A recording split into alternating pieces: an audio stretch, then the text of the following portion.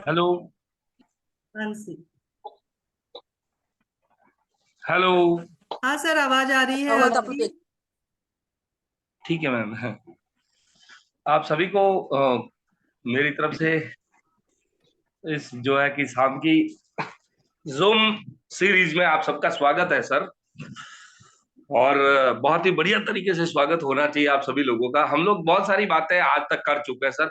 मैं 2 मिनट का खाली एक लेक्चर लूंगा, बाकी आज बोलना आपको ही है और मुझे आप लोगों से जानना है। जी। जहां तक मैडम ने बताया था कि भाई हमारी प्रोडक्ट में यानी कि जो फाइटो सेल है उसके अंदर इंग्रेडिएंट क्या क्या है, तो मैं इस चीज को बता चुका हूं, लेकिन मैं इसको फिर से रिपीट कर लेता हूं सर। हमारी जो प्रोडक्ट फाइटो सेल है उसका जो इंग्रेडिएंट है उसमें सबसे पहला इंग्रेडिएंट है मेलस डोमेस्टिका, जो आप समझ सकते हैं यानी कि ग्रीन एप्पल के जो है कि स्टेम सेल है सर। सेकंड सोलर वाइटिज है, और सोलर वाइटिज के भी स्टेम सेल है सर। और ये दोनों ही इंग्रेडिएंट स्विस क्वालिटी है सर, यानी कि स्विट्जरलैंड से आते हैं। इसके बाद में जो है कि ब्लूबेरी, अकाई बेरी और स्ट्रॉबेरी, ऐसे कुल मिला के 4 बेरीज है सर। अब इनका क्या काम है सर बेरीज का, तो मैं आपको ये कहना चाहूंगा कि देखिए सर, जब स्टेम सेल हमारी बॉडी में जाता है और वो किसी भी इनएक्टिव, हमारा जो ह्यूमन स्टेम सेल है उसके अंदर डीएनए और न्यूक्लियस जब ट्रांसफॉर्म करता है थ्रू इलेक्ट्रोमैग्नेटिक पावर, तो वो हमारा जो है कि स्टेम सेल है वो एक्टिवेटेड होता है सर। और एक्टिवेटेड होने के बाद में सर कई सारे कारण ऐसे भी हो सकते हैं कि वो दोबारा से मर भी सकता है सर, दोबारा से मर भी सकता है। तो उसको मरने नहीं देने के लिए जरूरी क्या है सर, सबसे पहले तो न्यूट्रिशन, यानी कि कुछ पेशेंट ऐसे होते हैं कि जो शायद कुछ खा नहीं पा रहे या कुछ पी नहीं पा रहे, तो सर जो नया सेल पैदा होगा तो उसको तो खुराक चाहिए।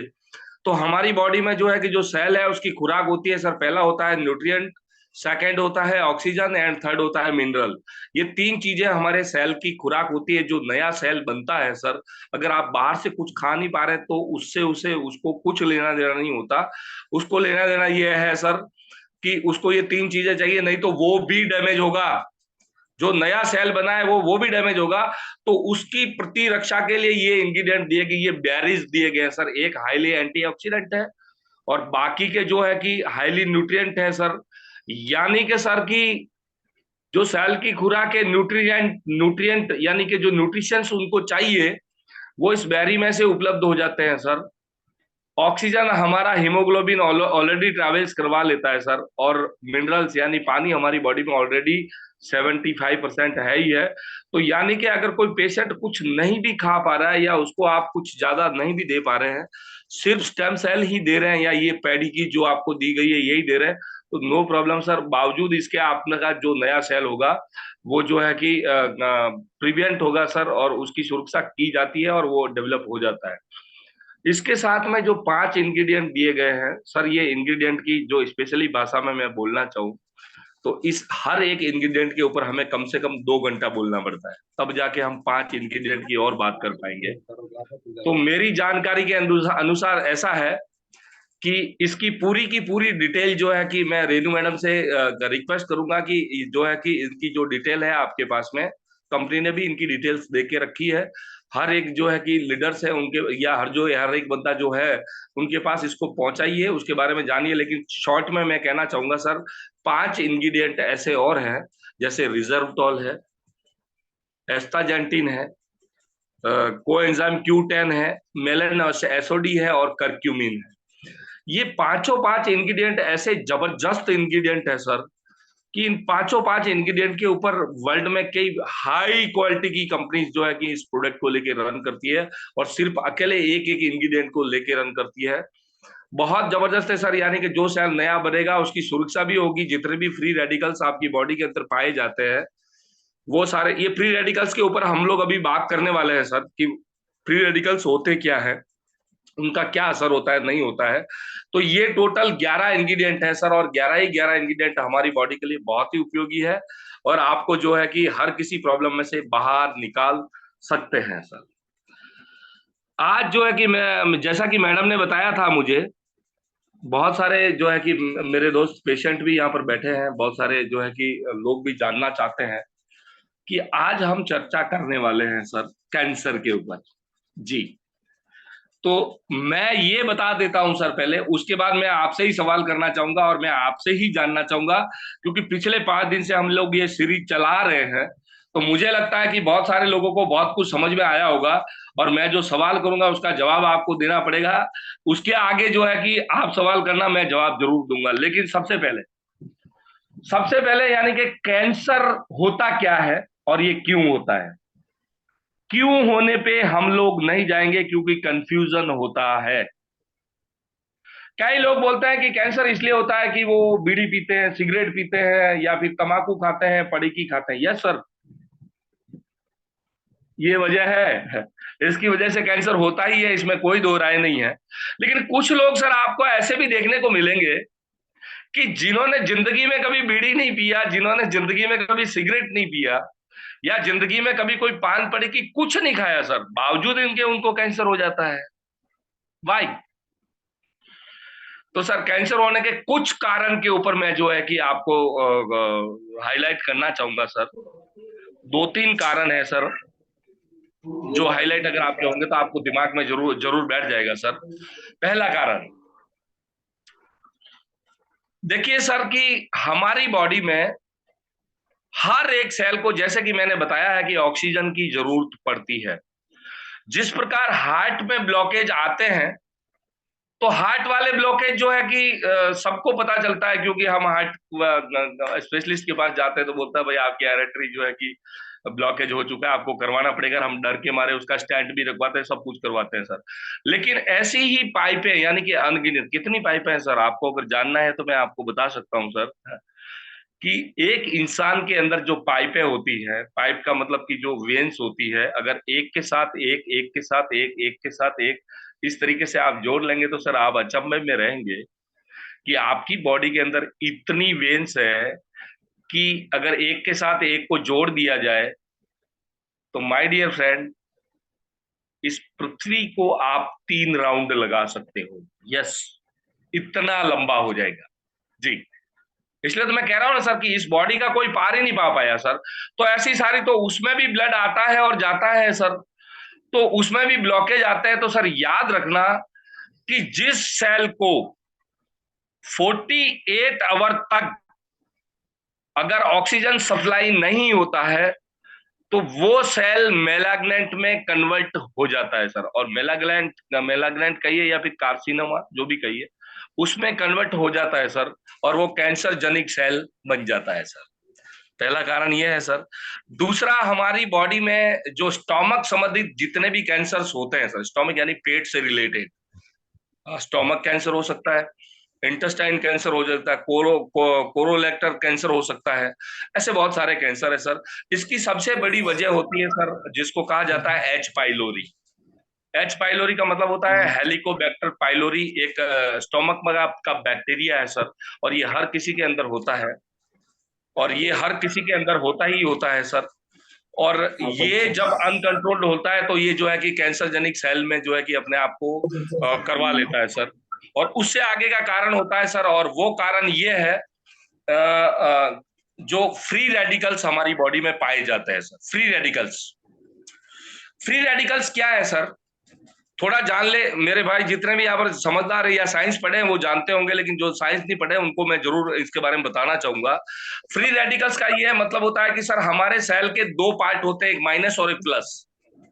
जी, और 2 पार्ट में से जब एक पार्ट अलग हो जाता है, एक यानी मान लीजिए कि माइनस पार्ट अलग हो गया या फिर प्लस अलग हो गया, तो वो दोनों जो जोड़ा होता है वो छूटा पड़ जाता है सर। और जब वो छूटा पड़ता है तो वो अपनी जोड़ी को फिर से मैच करने के लिए यहां वहां जहां तहां हाथ पैर मारेगा सर।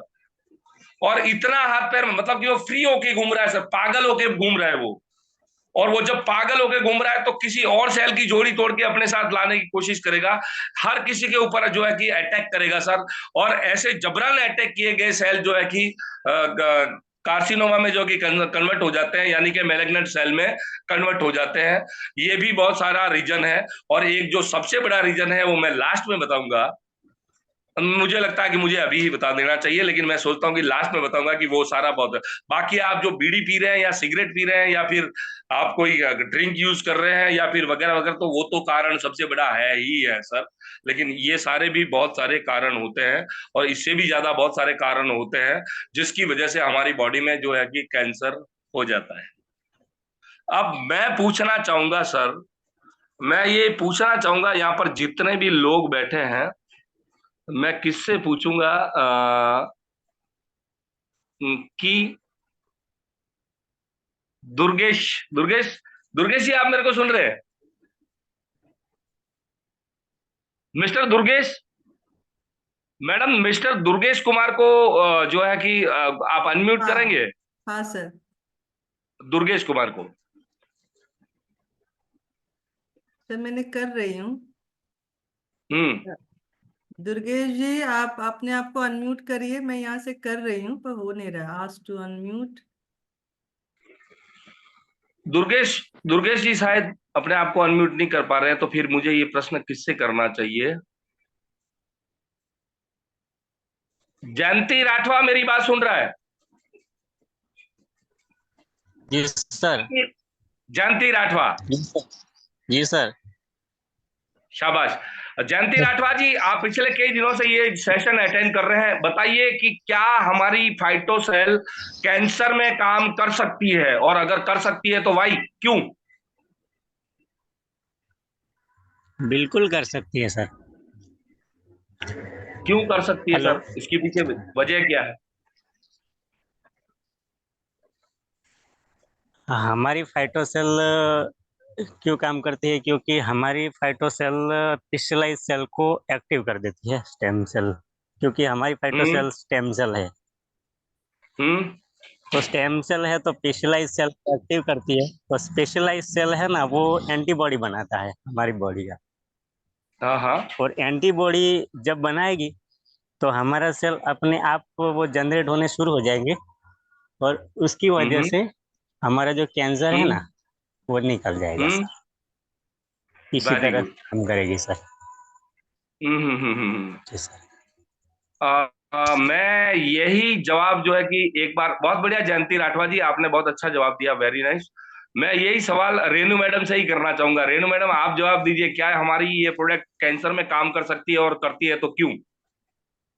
सर 100% कर ही रही है और हम लोग रिजल्ट देख ही रहे हैं। मतलब मैं तो कहूंगी कि जहां एम्स ने भी मना कर दिया है वहां भी हमारे केसेस बहुत अच्छे रिजल्ट्स दे रहे हैं और लोग आज निल हैं कैंसर से।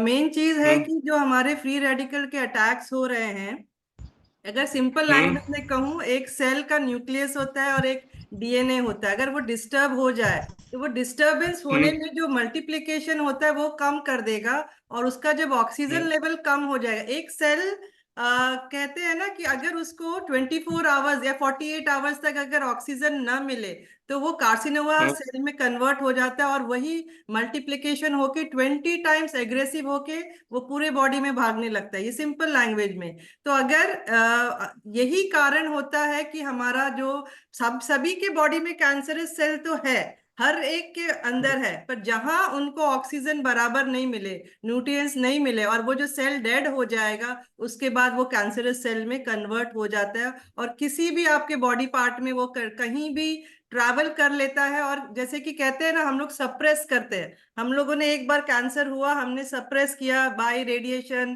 कीमो, ये सारी थेरेपी से, तो वो सप्रेस करने के बाद तभी तो आपको रिजल्ट दिखाएगा कि ओके नो कैंसर है या कम हो रहा है। पर जिस तरीके से आप सप्रेस करेंगे, आप देखोगे काफी टाइम के बाद वो इतना एग्रेसिव वे में बाहर आता है कि वो मल्टीपल कैंसर में कन्वर्ट हो जाता है। तो हमारा जो फाइटोसेल स्टेम सेल है, ये बहुत हद तक उसको रोकने में, और इवन उसको जो बोलते हैं ना, एक गुड रिजल्ट्स के साथ हमको काम दे रहा है सर।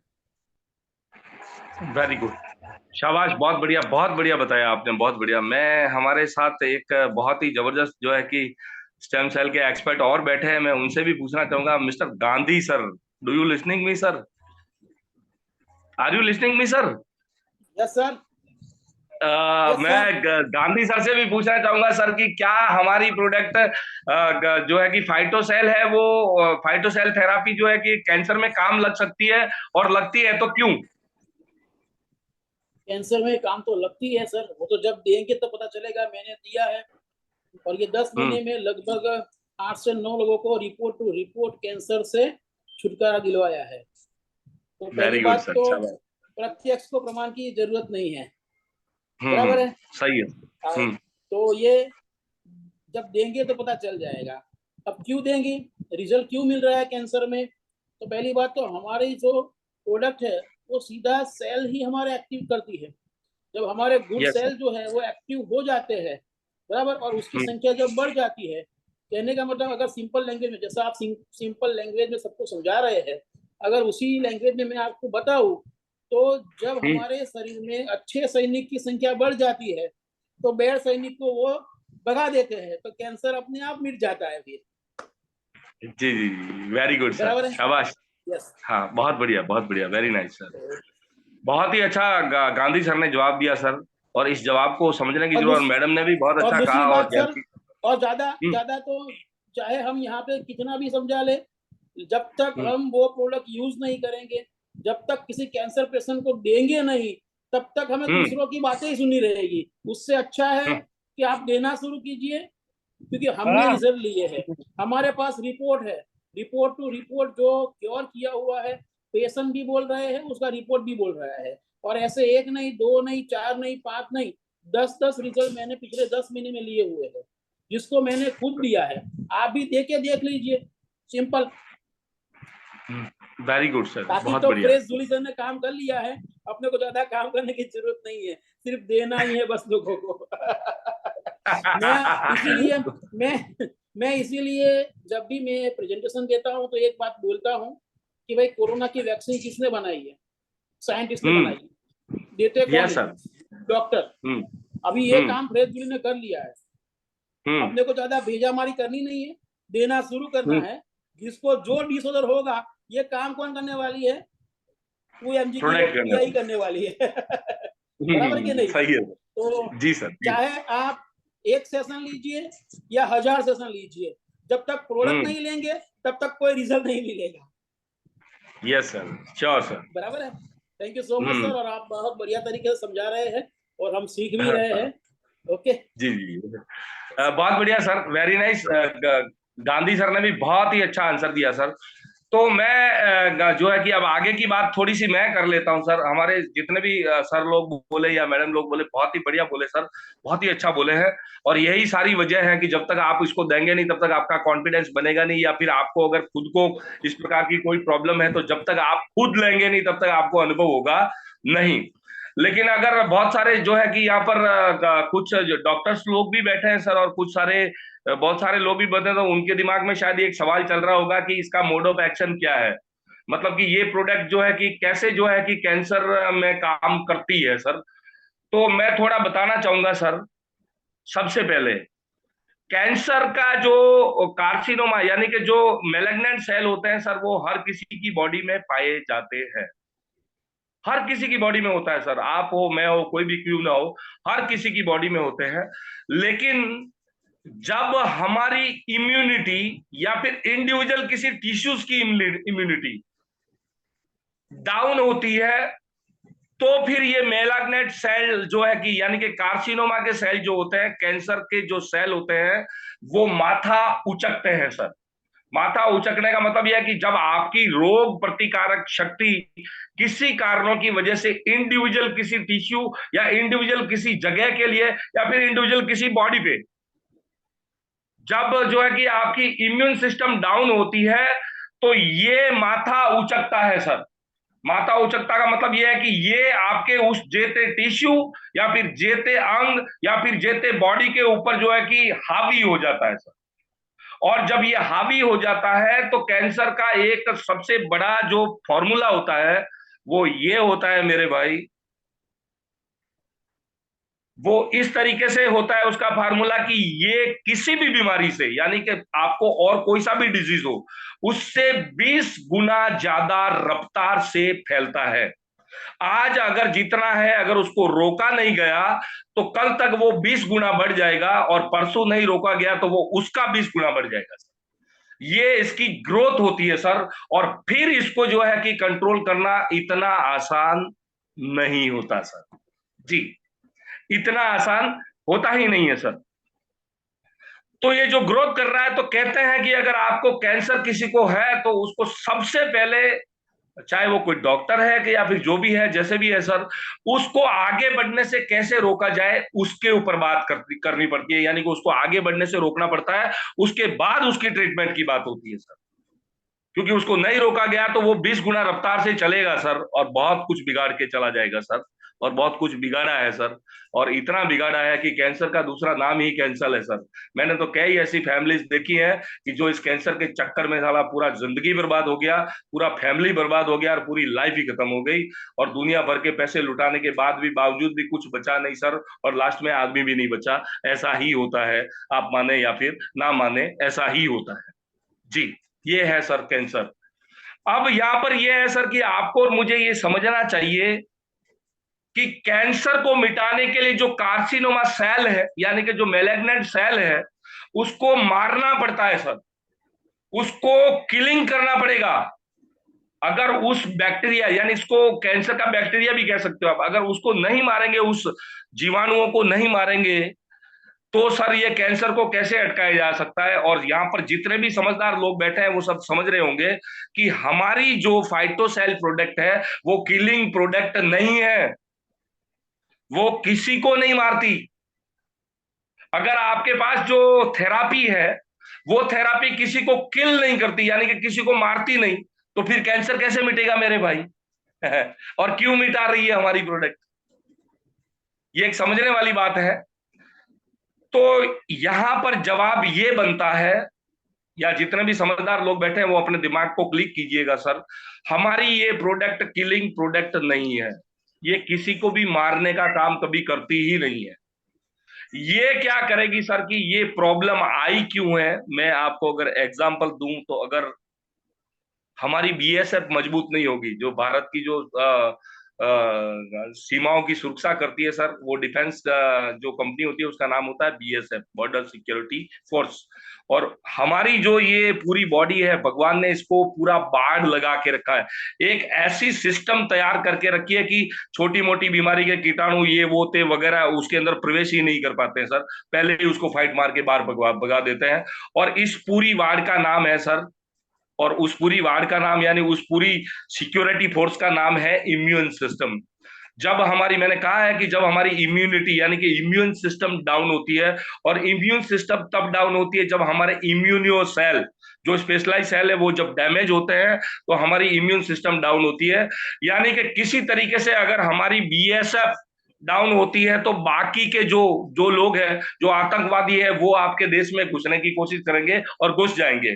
सेम वे में ऐसा ही है कि जब बीएसएफ डाउन होती है तो अंदर जो छुप के बैठे हुए हैं, जो दब के बैठे हुए हैं, वो अपना माथा उचकेंगे सर, और उनको फाइट मारने वाला कोई नहीं है, तो वो फिर जो है कि उस सारी जगह पर अपना कवर ऑफ कर लेंगे। तो हमारी ये प्रोडक्ट क्या करती है सर कि हमारी जो इम्यूनिटी है उस इम्यूनिटी को बूस्ट करती है सर। और जब वो इम्यूनिटी बूस्ट होती है, यानी कि हम अपनी बीएसएफ को मजबूत करेंगे सर, और जब बीएसएफ मजबूत हो जाती है तो ऐसे जो लोग माथा उचक के बाहर आ रहे हैं सर, या आए हैं, उनको वो खुद ही दबा लेती है सर, उनको वो मार के वहां से थ्रो आउट कर लेती है, और कैंसर आपकी बॉडी में से बिल्कुल बिल्कुल बिल्कुल और बिल्कुल निकल ही जाता है। जैसे कि हमारे बहुत सारे, अभी गांधी सर ने ही बताया था कि प्रत्यक्ष को प्रमाण की जरूरत नहीं है, कई सारे लोग ऐसे थे कि जिनको बैंकर कैंसर था, जिनको डॉक्टर्स ने बोल दिया था। देखिए कैंसर कई प्रकार के हो सकते हैं सर, कैंसर जैसे कि लंग्स का कैंसर हो सकता है, लीवर का कैंसर हो सकता है, स्टोमक का हो सकता है, कोलोन कैंसर हो सकता है, ब्रेन का कैंसर हो सकता है, हार्ट का कैंसर हो सकता है, ल्यूकेमिया हो सकता है, यानी कि ब्लड कैंसर जिसको कह सकता है, बोन का कैंसर हो सकता है, अलग अलग प्रकार के मैनी मोर टाइप्स ऑफ जो है कि कैंसर, जितने भी प्रकार के कैंसर है, अगर इन सारे कैंसर्स को मिटाना है तो इनकी वजह बहुत सारी है, लेकिन सबसे बड़ी वजह यह है, तो इसका मोड ऑफ एक्शन यह है सर कि हमारी प्रोडक्ट जो है कि अंदर हमारी बॉडी में जाके हमारी जो इम्यून सिस्टम है उसको मजबूत करती है, और उसको इतना मजबूत करती है कि वो इम्यून सिस्टम ही जाके वो जो कार्सिनोमा यानी कि मैलिग्नेंट सेल है उनको फाइट मारते हैं, और उनको इतनी तगड़ी फाइट मारते हैं सर कि जो है कि उनको थ्रो आउट ही होना पड़ता है। और हम पहले जैसा, यानी कि हमारे बॉडी में से जो है कि एक भी जो है कि सेल मैलिग्नेंट रहता नहीं है सर, और हम क्योर हो गए होते हैं। जब एक बंदे को कैंसर होता है तो सर उसका ट्रीटमेंट क्या है मैं आपको बता देता हूं, आप जानते ही है। मेरे साथ यहाँ पर बहुत सारे डॉक्टर्स भी बैठे हैं, सुन रहे हैं, मैं जानता भी हूँ सर सबको लमसम। सर एलोपैथी में, एलोपैथी बहुत अच्छी है सर, क्योंकि नहीं होती तो शायद इंस्टेंट जो है कि रिलीफ किसी को होता ही नहीं सर। उसका बहुत सारा रोल है सर हमारी बॉडी में, आज भी बहुत सारा रोल है। लेकिन जब किसी को कैंसर होता है तो देखिए कैंसर का ट्रीटमेंट इतना ही है कि अगर जिस जिस पार्ट में कैंसर हुआ है तो डॉक्टर्स ये जानते हैं कि ये दिन को जो है कि मतलब कि एक दिन में 20 गुने की रफ्तार से फैलेगा, और ये कैंसर जनित सेल जो होते हैं वो मारे नहीं जा सकते। और इसके लिए जो है कि क्या करना पड़ेगा कि वो सबसे सेफ तरीका ये देखते हैं कि अगर ये पार्ट किसी को जीभ का कैंसर हो गया है या किसी को जबड़े का हो गया है तो वो क्या करेंगे कि उस पार्ट को ही रिमूव कर देते हैं। उनको पता है कि नहीं तो ये मिटेगा नहीं। तो जिसमें ये इन्फेक्शन हो चुका है मेलेग्नेंट का, तो उस पार्ट को ही रिमूव कर देते हैं, उसको कहते हैं सर्जरी। वो सर्जरी करके उस पार्ट को निकाल लेते हैं। बावजूद इसके वो फिर होता है सर। दूसरा तरीका क्या है? केमोथेरापी। केमोथेरापी एक केमिकल थेरापी होती है सर, जो ब्लड में जो है कि एक प्रकार का ब्लास्ट होता है कि जितने भी मेलेग्नेंट सेल्स जो है उन सारे सेल्स को जो है कि मार दिया जाए। मारने के लिए जो है कि वो केमोथेरापी दी जाती है, केमिकल ब्लास्ट होता है सर वो।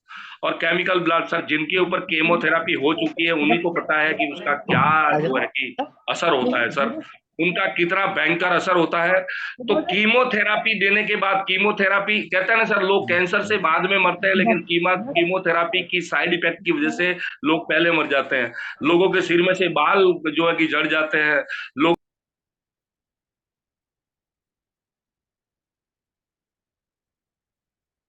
सर आप म्यूट हो गए हैं, 1 मिनट।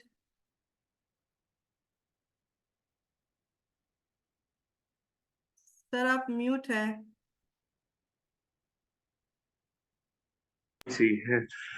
कीमोथेरापी की सबसे बड़ी दिक्कत क्या है सर? शायद मेरी आवाज आ रही होगी। हाँ सर। कीमोथेरापी की सबसे बड़ी दिक्कत यह है कि वो कैंसर जनित सेल को मारता है, लेकिन उसके साथ में अच्छे सेल, जो हमारी इम्यूनिटी के कुछ सेल अच्छे बचे हैं, वो भी मर जाते हैं। और वो मरने की वजह से वो जो कैंसर का असर हो रहा है वो और ज्यादा होता है सर, कम नहीं होता है। और हो सकता है कि अमुक थेरापीज में जो है कि आपकी रिपोर्ट नील आए, लेकिन ये पक्का है कि वो रिकरेंट होगा होगा होगा और होगा ही। तीसरा है सर रेडिएशन। रेडिएशन थेरापी भी आजकल बहुत जबरदस्त अच्छी चल रही है सर। उससे भी जो है कि ये कार्सिनोमा के जो सेल होते हैं या जो मेलिग्नेंट सेल है, जो कैंसर जनिक सेल है, उनको मारने का ही काम होता है सर। लेकिन ये सारी थेरापी देने के बावजूद भी कैंसर फिर होता है सर। हो सकता है आपको 2-3-4 महीने के लिए रिलीफ मिल जाए, लेकिन वो फिर से रिकरेंट होता है, होता है और होता है। और इसको बाहर निकालने के लिए सर अगर कोई कारगर थेरापी सिद्ध हुई है तो वो है मेरे भाई प्लांट स्टेम सेल थेरापी। जो थेरापी के बारे में आज आपको बता रहे हैं, अगर ऐसा कोई पेशेंट किसी को आप जानते हो मेरे भाई, तो उसको एक बार सजेस्ट जरूर करना। इस थेरापी को देने से उसकी जान ही नहीं बचती, बल्कि उसकी बॉडी में से कैंसर नील हो जाता है सर, नील।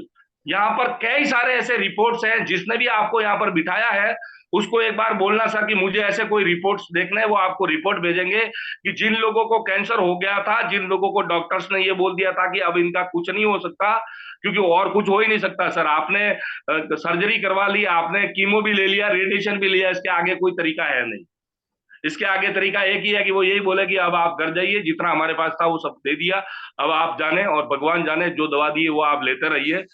ऐसा ही होता है सर, और इसी तरीके से होता है। लेकिन इस थेरापी को लेने के बाद आज तक सर मैं आपको बोल रहा हूं, 70 नहीं, 80 नहीं, 90 नहीं, 100% जिस भी बंदे को कैंसर में ये थेरापी दी गई है सर, उसमें से एक भी बंदा ऐसा नहीं है कि जिसको रिजल्ट नहीं मिला है जी।